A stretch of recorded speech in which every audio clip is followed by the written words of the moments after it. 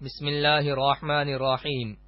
صرف 5 منٹ کا مدرسہ قرآن و حدیث کی روشنی میں 54واں دن 24 صفر المظفر۔ نمبر 1 اسلامی تاریخ۔ حضرت سلیمان علیہ السلام۔ حضرت سلیمان علیہ السلام حضرت داؤد علیہ السلام کے بیٹے ہیں۔ ان کا نسب یہودا کے واسطے سے حضرت یعقوب علیہ السلام تک پہنچتا ہے۔ قرآن کریم میں 16 جگہ ان کا ذکر آیا ہے اور ان پر اللہ تعالی کی جانب سے عطا کردہ انعامات اور فضل و کرم کا تذکرہ کیا گیا ہے۔ اللہ تعالی نے حضرت سلیمان علیہ السلام کو فطری طور پر ذہانت اور فیصلہ کرنے کی قوت و صلاحیت عطا فرمائی تھی۔ اسی وجہ سے حضرت داؤد علیہ السلام نے ان کو کم عمر ہونے کے باوجود حکومت کے بہت سارے کام سپرد کر دیے تھے اور خاص طور پر مقدمات کے فیصلوں میں ان سے مشورہ کرتے تھے۔ پھر اللہ تعالی نے حضرت داؤد علیہ السلام کے بعد حضرت سلیمان علیہ السلام کو نبوت و حکومت دونوں عطا فرمائی۔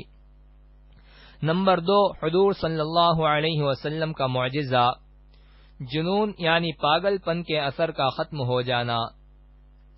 حضرت یعلا بن مرہ رضی اللہ عنہ فرماتے ہیں، میں نے رسول اللہ صلی اللہ علیہ وسلم سے ایک عجیب چیز دیکھی۔ واقعہ یہ ہوا کہ میں ایک مرتبہ رسول اللہ صلی اللہ علیہ وسلم کے ساتھ سفر میں تھا۔ سفر کے دوران ہم ایک جگہ ٹھہرے، اتنے میں ایک عورت اپنے بچے کو لے کر آئی جس کو پاگل پن کا اثر تھا۔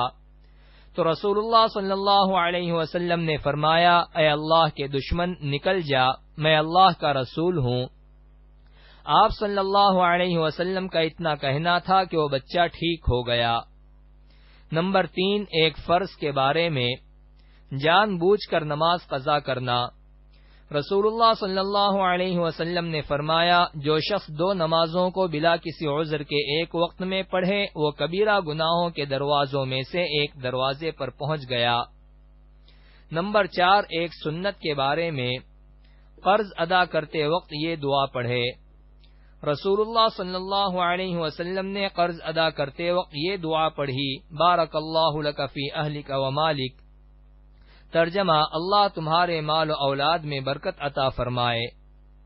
نمبر 5 ایک اہم عمل کی فضیلت، مسجد سے دل لگانا۔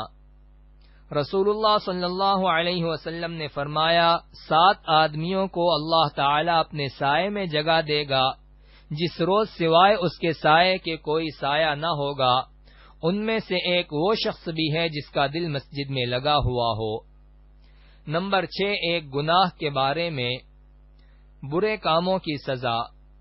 قرآن میں اللہ تعالی فرماتا ہے، جو لوگ یہ چاہتے ہیں کہ مسلمانوں میں بے حیائی کی باتوں کا چرچا ہو تو ان کے لیے دنیا و آخرت میں دردناک عذاب ہوگا، اور ایسے فتنہ کرنے والوں کو اللہ تعالی خوب جانتا ہے۔ نمبر 7 دنیا کے بارے میں، شیطان کے دھوکے سے بچو۔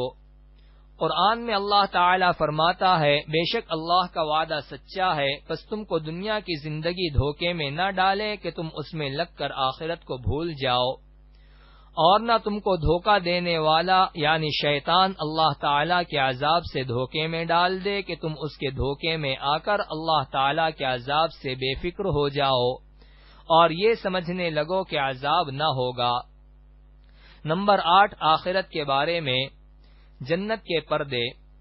رسول اللہ صلی اللہ علیہ وسلم نے فرمایا، جب کسی جنتی کو پرندے کا گوشت کھانے کی چاہت ہوگی تو وہ پرندہ اس کے سامنے اس طرح حاضر ہوگا کہ وہ پکا ہوا ہوگا اور اس کے ٹکڑے بنے ہوئے ہوں گے۔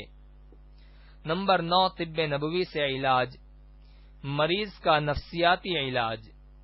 رسول اللہ صلی اللہ علیہ وسلم نے فرمایا، جب تم کسی مریض کے پاس جاؤ تو اس کی موت کے بارے میں تسلی کی بات کہو، کیونکہ تمہاری یہ گفتگو اگرچہ اللہ کے فیصلے کو تو نہیں بدل سکتی ہے مگر اس مریض کے دل کو سکون پہنچائے گی۔ نمبر 10 نبی صلی اللہ علیہ وسلم کی نصیحت۔ رسول اللہ صلی اللہ علیہ وسلم نے فرمایا، جب تم اپنے بستر پر آنے کا ارادہ کرو تو جس طرح نماز کے لیے وضو کرتے ہو اس طرح وضو کرو، پھر اپنی دائیں کروٹ پر لیٹ جاؤ۔